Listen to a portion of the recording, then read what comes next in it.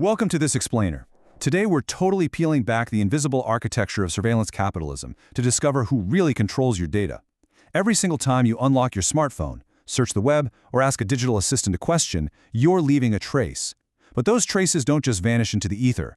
They're collected, processed, and monetized to predict and steer your future behavior. So today we're going to make that completely invisible world entirely visible for you. So let's kick things off with a pretty simple but honestly profound question. Who actually controls the digital footprints you leave behind every single day? We often look at the familiar interfaces of our favorite apps and think we're in the driver's seat.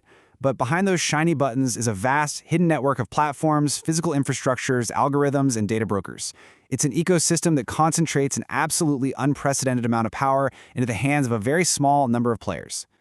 Here's our roadmap for This Explainer. We'll hit the digital age paradox, dive into who controls the physical infrastructure, explore the data market, look at 3 major geopolitical models, and wrap up with how you can actually defend your privacy.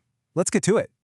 All right, Section 1, the digital age paradox, the reality that you are the product.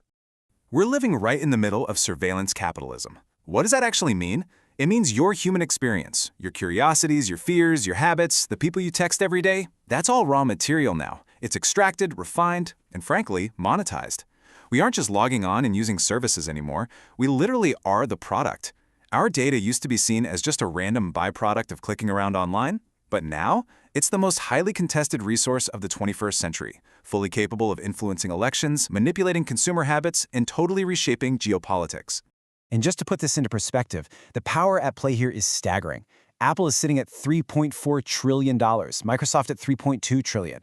I mean, these tech giants have capitalizations that literally dwarf the gross domestic products of many European nations. They aren't just competing in a market. They have built entire ecosystems designed to be the background of our entire lives, from the moment we wake up to how we track our health. Moving on to Section 2, infrastructure control. This is all about the physical internet. Get this, 99%. Yes, 99% of all intercontinental internet traffic runs through physical undersea cables. The internet isn't just floating in the clouds, it's a deeply physical thing. And here's the crazy part. Traditionally, telecom companies own these cables. Not anymore.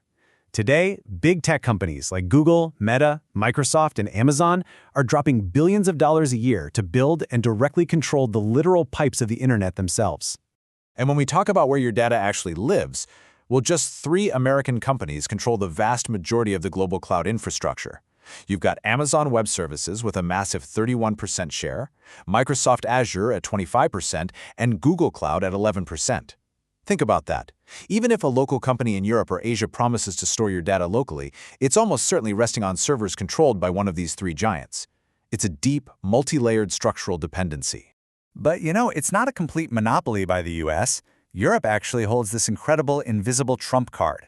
There's a Dutch company called ASML, and they hold a total global monopoly on extreme ultraviolet or EUV manufacturing machines. Why does that matter?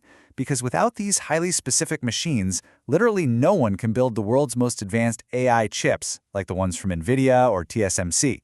It is a massive geopolitical choke point right in the middle of Europe. All right, Section 3, the data market. Let's talk about your invisible profile. Out there in this invisible ecosystem, your info's being sliced up and sold. But not all data is treated equally. You've got your low sensitivity stuff, like basic demographics. Then it scales up to highly sensitive information, like your exact GPS location or your biometrics. But honestly, the most fascinating and maybe the most unsettling category is inferred data. This is stuff you never explicitly told anyone, but an algorithm just figured it out anyway. And algorithms are shockingly good at this. One famous study proved that by analyzing just 68 Facebook likes, an algorithm could predict a user's political affiliation with 85% accuracy. It could guess ethnic origin with 95% accuracy. You don't even have to type out your political views or your health status. These systems infer it with astonishing accuracy just by looking at how fast you scroll, what you pause to read, and what you click. It's wild. And all of this collection? It's happening completely invisibly all around you. Telecom metadata tracks your movements via cell towers. Browser fingerprinting identifies you based on your screen resolution and font settings, so deleting your cookies doesn't even hide you. Data brokers are constantly aggregating public and private records. Even your smart home robot vacuum cleaner is literally mapping the exact floor plan of your private residence. You are constantly generating data, usually without active participation at all. Next up, Section 4. 3 global geopolitical models. This explores how all that data actually gets governed. Because the rules of the game change drastically depending on where you stand on the map. In the US, the model is very laissez-faire. It's heavily focused on corporate innovation and private data markets, with very little federal regulation stopping data collection. But jump over to Europe, and it's built on a totally different philosophical premise, the idea that privacy is a fundamental human right. So you see heavy, proactive regulation designed to shield the individual from the power of big tech. Now compare Europe to China, and it's an entirely different reality. China has built a largely autonomous digital ecosystem. Over there, data is explicitly utilized for state control, social cohesion, and national security. The platform ecosystem, companies like Baidu, Tencent, and ByteDance, they are structurally integrated right into the government's security apparatus. The state takes absolute priority over individual privacy. Europe, for its part, has definitely been fighting back, with an incredibly aggressive timeline of laws to protect its citizens. We saw the famous GDPR drop in 2018, the Digital Services and Markets Acts in 2022, and the massive AI Act in 2024. But here is the fascinating paradox, right? Europe has become the absolute gold standard for global tech regulation, but they're rigorously regulating technology that they didn't actually build. They have the rules, but they lack the sovereign digital infrastructure. Which brings us to Section 5, Defend Your Privacy. Let's look at your personal toolkit. So how do you actually defend your autonomy in a system stacked against you? Let's talk about 3 immediate things you can do today.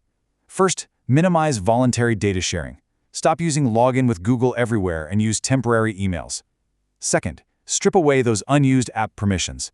Your weather app absolutely does not need access to your microphone or your exact GPS location. Come on. And third, never, ever accept the default settings. Platforms design their defaults to extract maximum data. So take 30 minutes and manually lock down your privacy settings.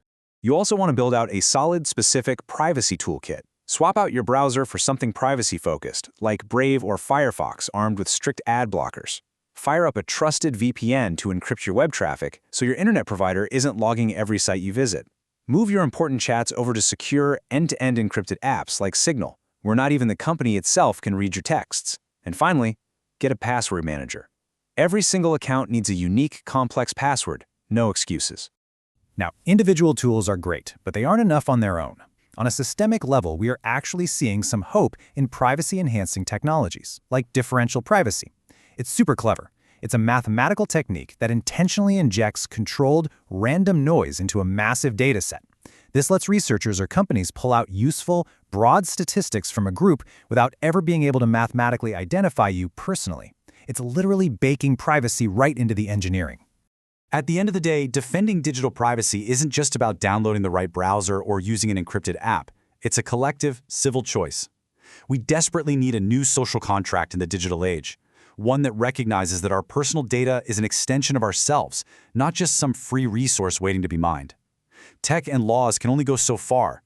It requires a society that actually values autonomy and demands accountability from the people holding the digital power. So I'll leave you with this final, provocative thought to chew on the next time you blindly tap agree on a terms of service pop-up. Who is really deciding the future of your data? And in whose interest are they making those decisions?